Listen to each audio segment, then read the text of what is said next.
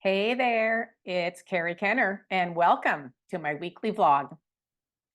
So, this is episode 2 in the April series with the theme of growth and expansion. And what I'm going to talk about today is the ideal website, a website that works because, boy, websites are not like they used to be. So, as I was talking about in last week's vlog, when I started my business, I built my website from scratch using HTML code, I believe. I'm not a coder, but I learned from a book how to do this. This was long before CSS and all the fancy design things. There was no drag and drop, plug and play type website builders at all. So had to figure it out.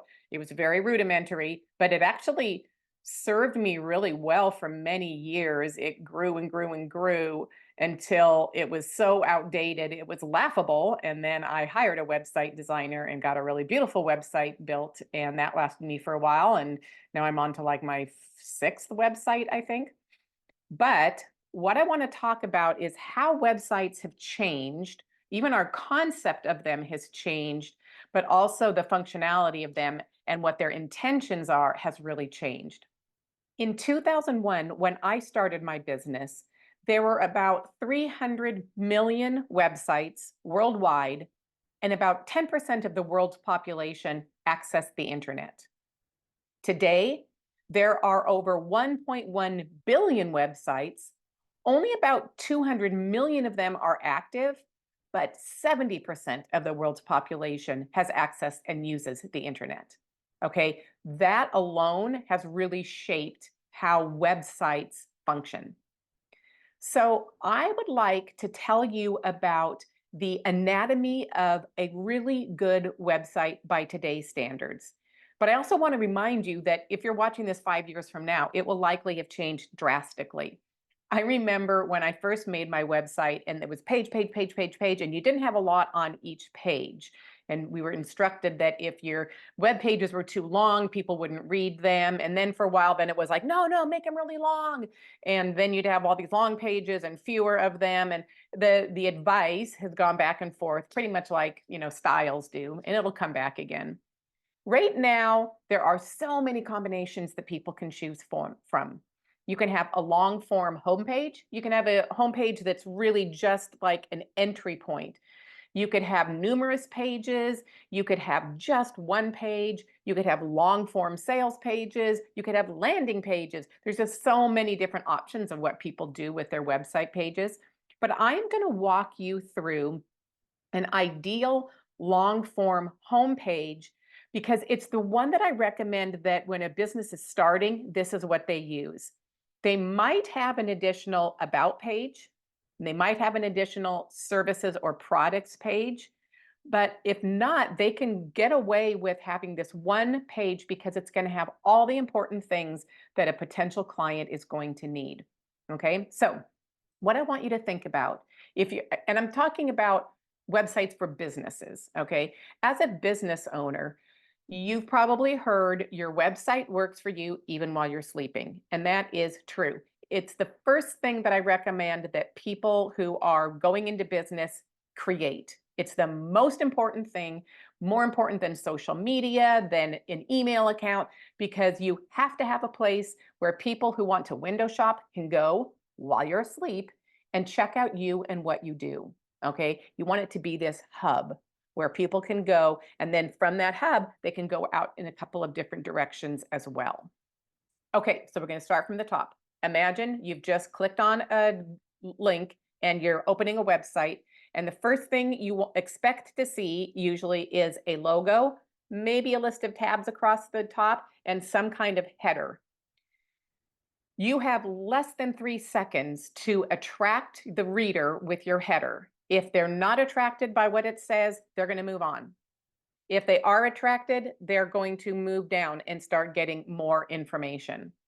A couple of other things that are important in that header is a call to action button in the upper right-hand side. And this is for Westerners because we read left to right. So usually we read the logo on the left, call to action button or the click button on the right in the upper right-hand corner, that's known as the best real estate on a web page. But it's not the only time we're going to see that call to action button, as you're going to learn.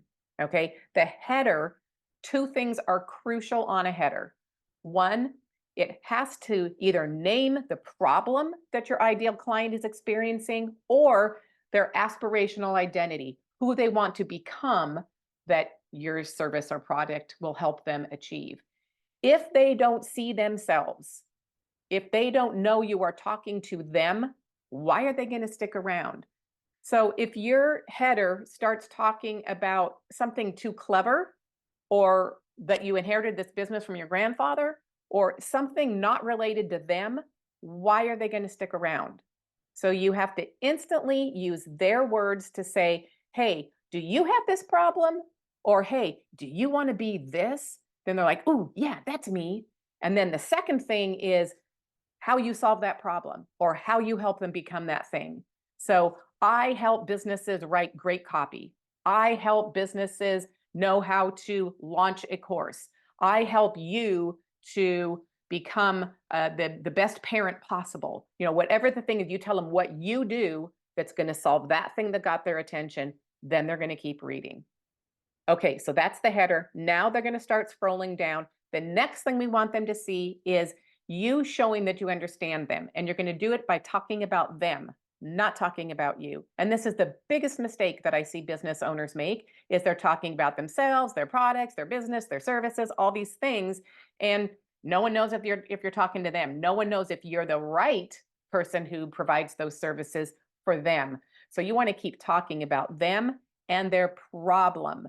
You want to talk about, oh, it sucks when you wake up at night and you're worried about if your business is going to get off the ground. Oh, it's so hard that you're putting in 14-hour days and never seeing your family because you're just trying to get this darn course created. Oh, it's so troublesome when you're pregnant and you're worried if you're going to be a good parent because your parents weren't that great. And what if you pass on the same mistakes?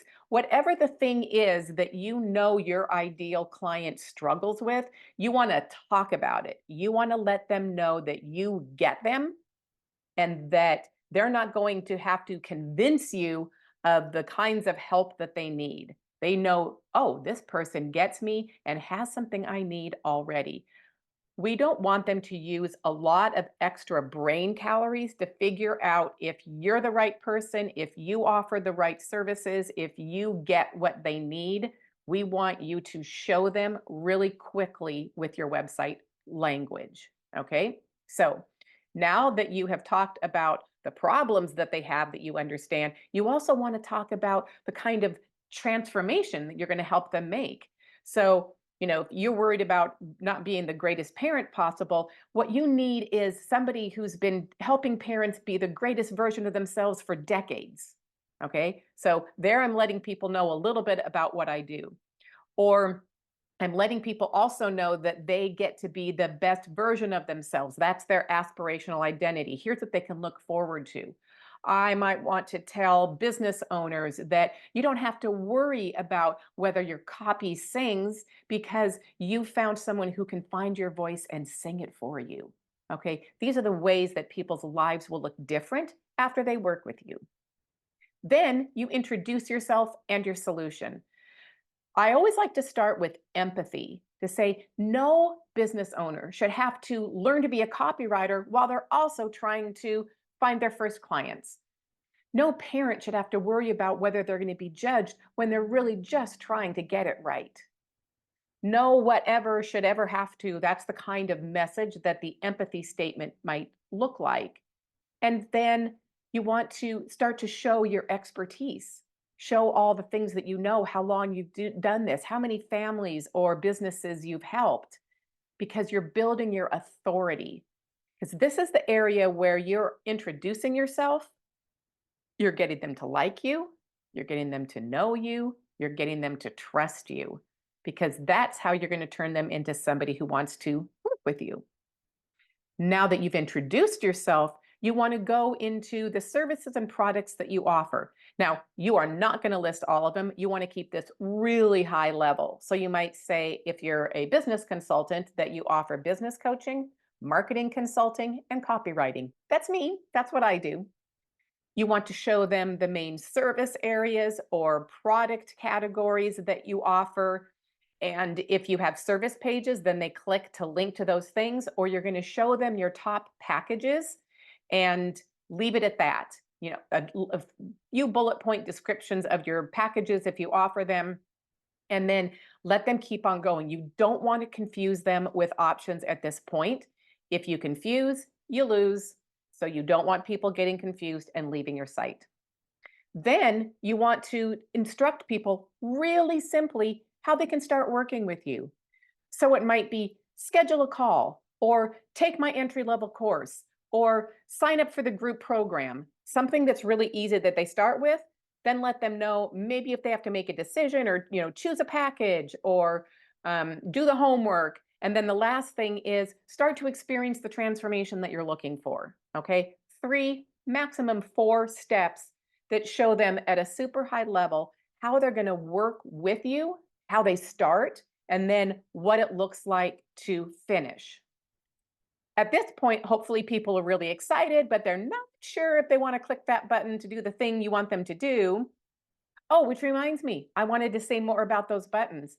After every section that I've been talking about, there's that call to action button. So if your call to action is that you want them to schedule a call, or you want them to get the course, or you want them to join the program, you have that button strategically placed all throughout this long page, or on every page that you have, telling them what to do.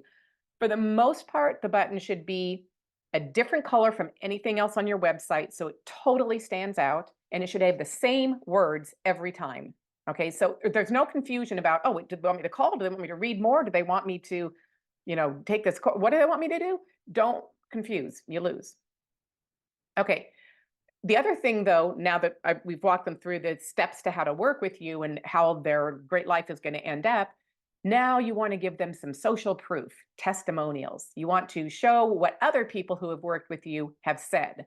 So you've got some testimonials. They can either scroll by, you've got a list of them, but you want people to know, hey, this isn't your first rodeo, cowboy. They've been doing this for a while. Wow, look at all these great things that they've done for other people who are like me.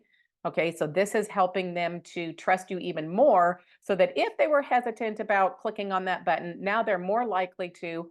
But even after that, some people may still not be so sure. So then what we have is a transitional call to action, or a lead generator, a freebie.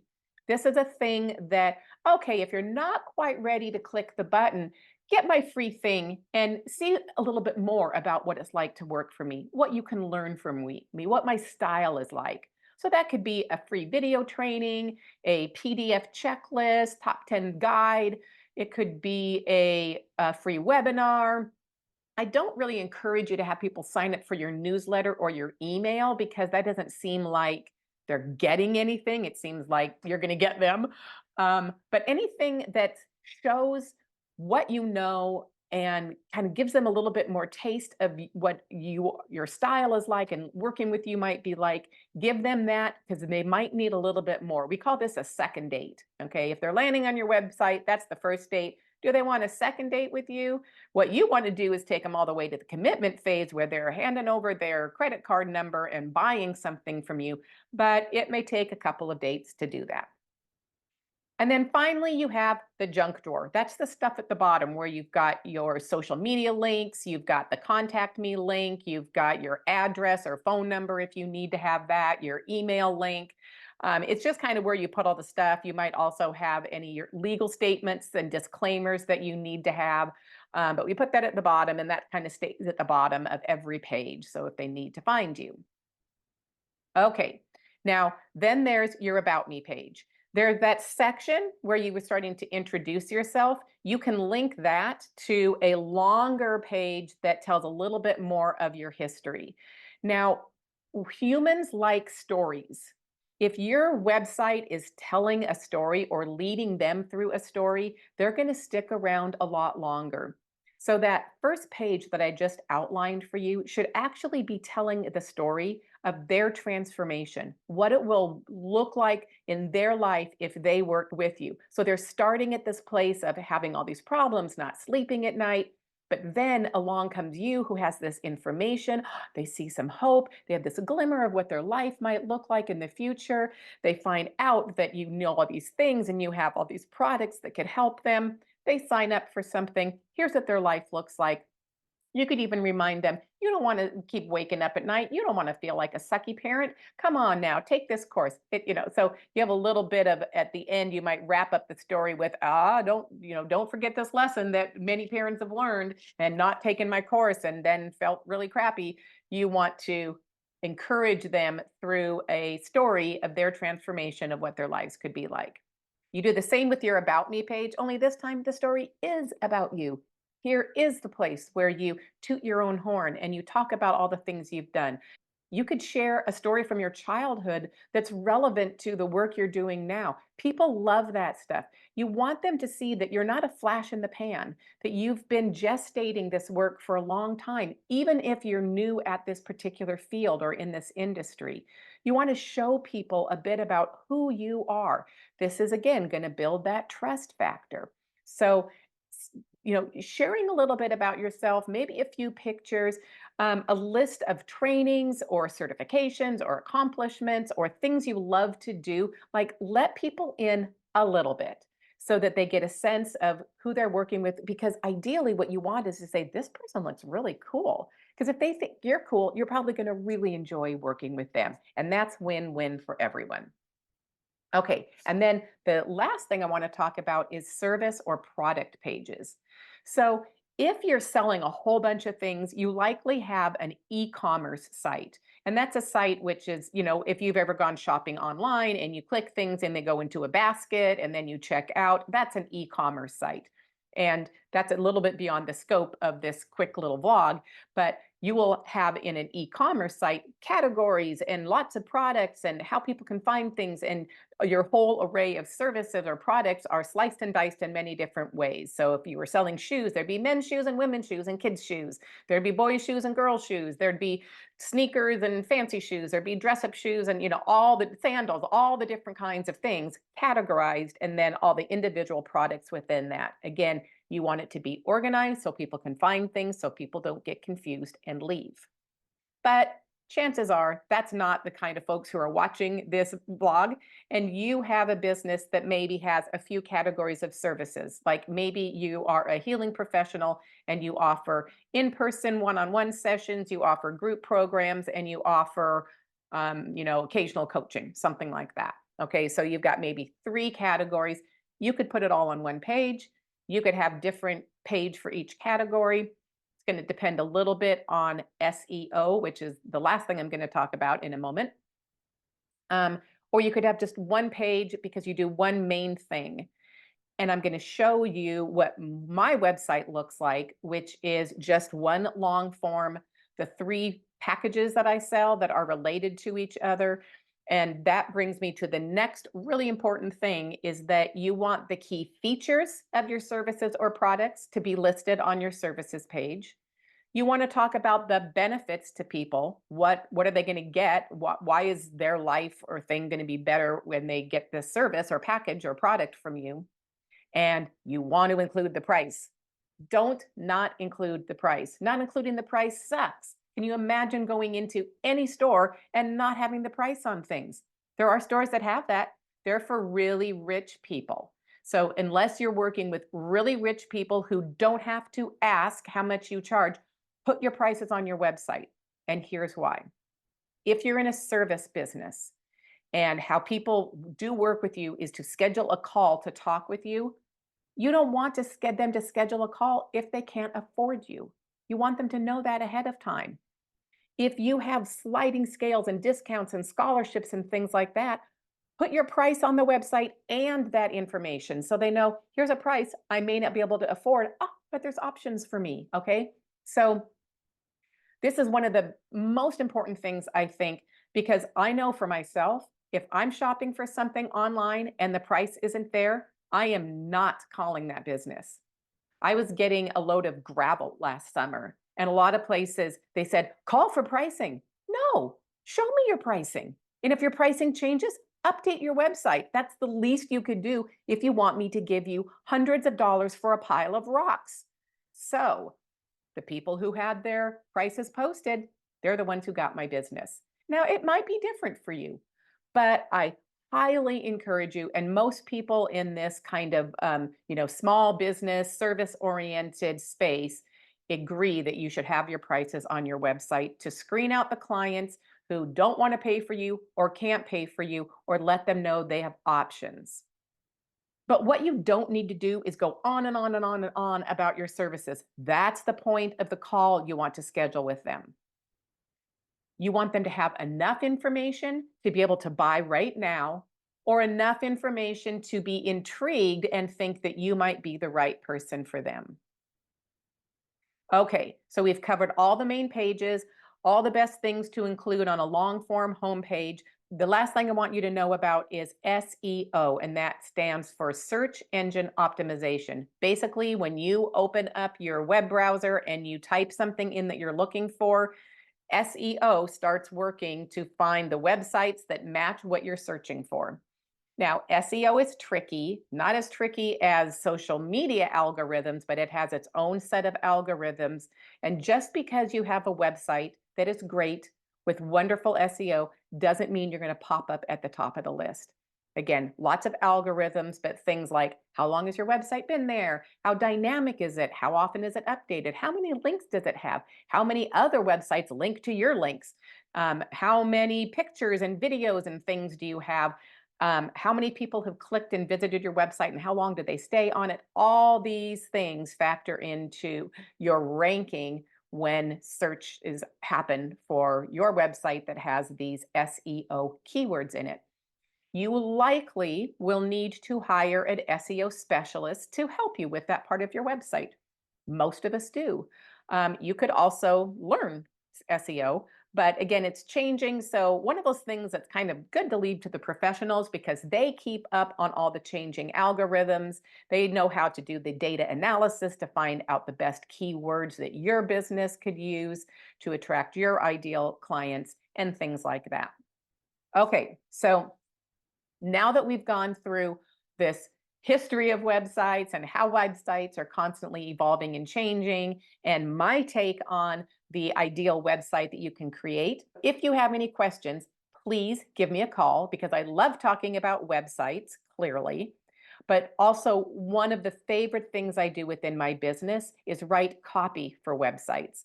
I have help writing my own copy. Even though I'm an excellent copywriter, it's really, really hard to write for your own business. You're too close in it, and you can't see often the forest for the trees. You can't see how it looks from the outside. You can't it's often challenging to hone in on the words that your audience is using because you're just so close to them. So I might be able to help you, or I can point you in the direction. And I've got some free tools that you could ask me for that might help you with ways to get started with copywriting. So contact me by going to my profile, clicking on my link tree, finding out what kinds of ways you can get in contact with me, and I'd love to help you out. All right. I hope you enjoyed this informational session on websites. Hope I've inspired some ideas, maybe some motivation if your website needs a little bit of updating. And I hope you enjoyed it. See you next week. Bye.